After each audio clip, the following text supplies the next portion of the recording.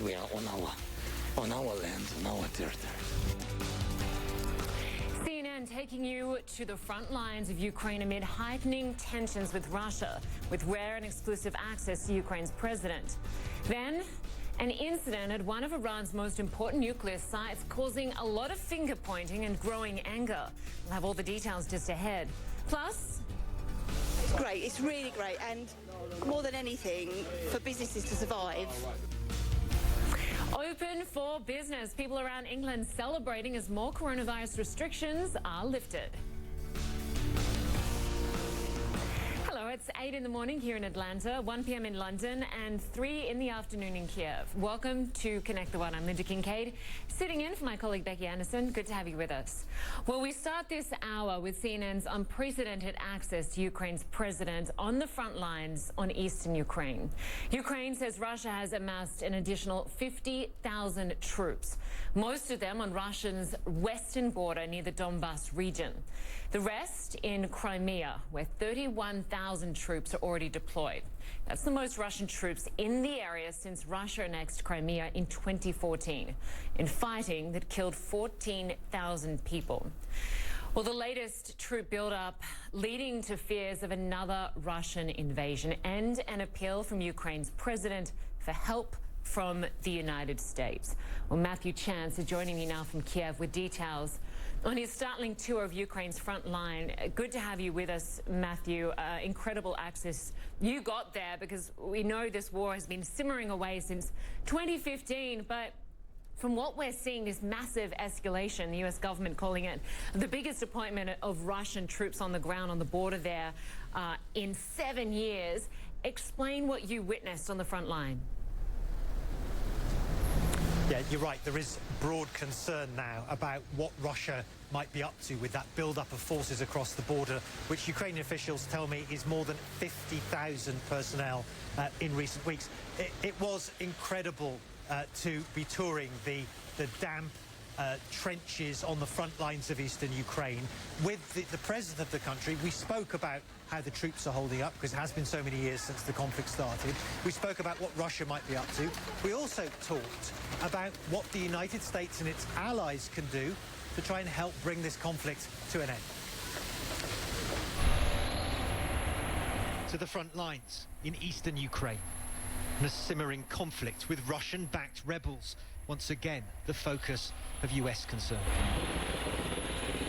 As tensions with Russia ratchet higher, CNN has gained this unprecedented access to the Ukrainian president on a carefully planned troop visit, flying with him fast and low to avoid ground fire.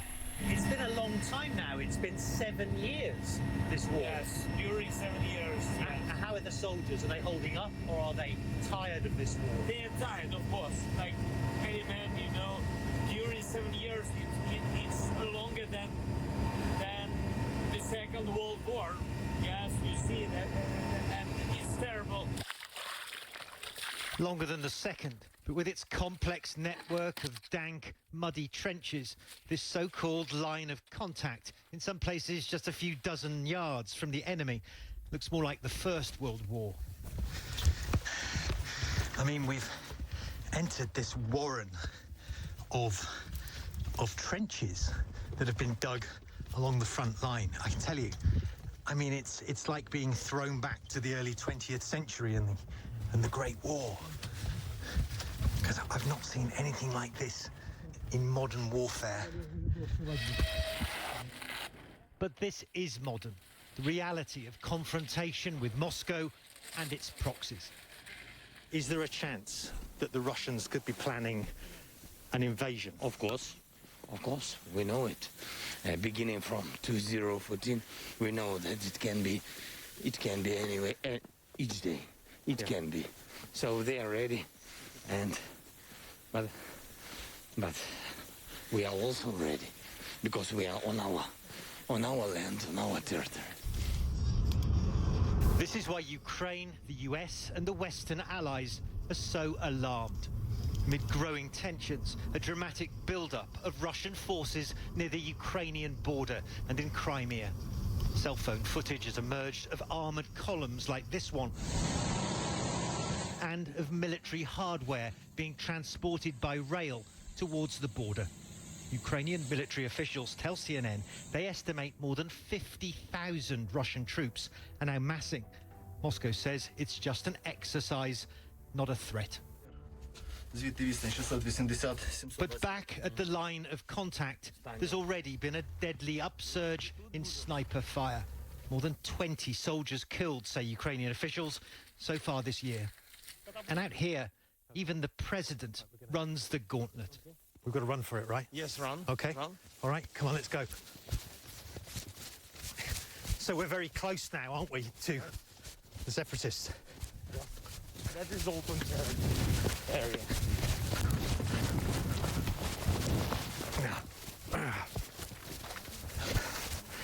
That was amazing.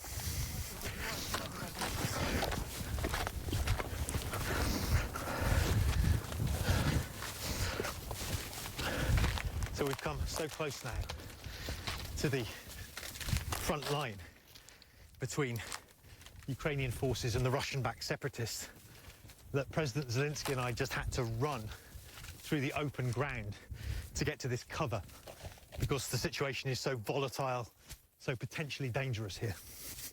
You got head. What's your head? Your head.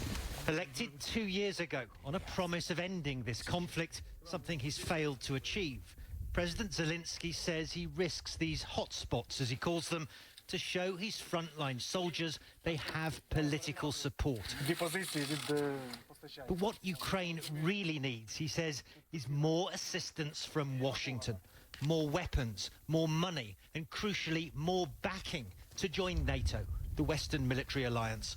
Supportive words from President Biden, he says, are simply no longer enough. Ukraine need more than words. That is the second. The third one. Can I just ask a follow-up Yes, on yes, that? yes. You understand, don't you, that if Ukraine were to be given NATO membership, Yeah. that might make the conflict in this country even worse. It would infuriate Moscow. I can tell you. I can answer you. Maybe you are right, but what now is going on? What we do here, what our people do here, they fight.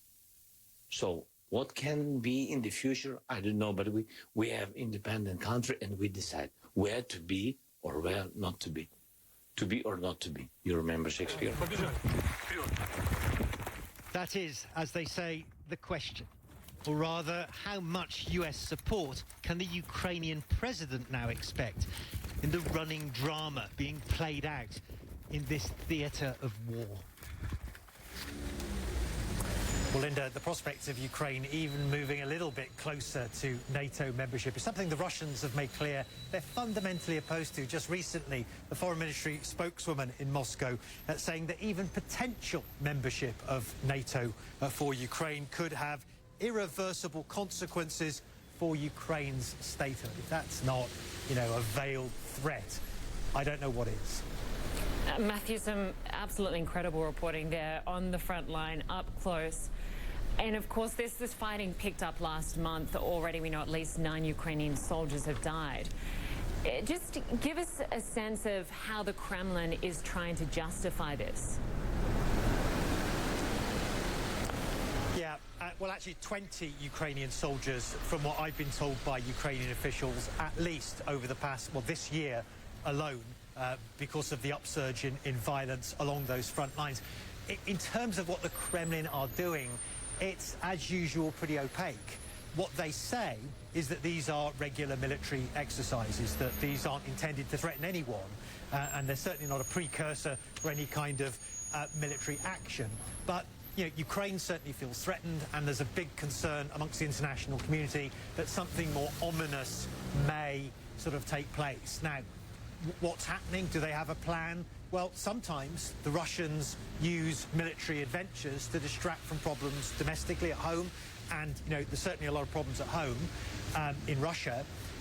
They also may be sending a message to Washington, to the Biden administration. Tensions are very high with Washington at the moment. There have been sanctions over allegations of hacking, over the treatment of Alexei Navalny, the opposition figure in the country. And it was only a couple of weeks ago that Joe Biden called Vladimir Putin, the Russian president, a killer. And you can bet he absolutely hated that. So this could be a test of the resolve, if you like, of the new Biden administration to see what they will do. Lynda. And we certainly will wait and see what response there is, if any, at this point in time. Mathew Chance, for us, great to have you on this very important story. Thank you.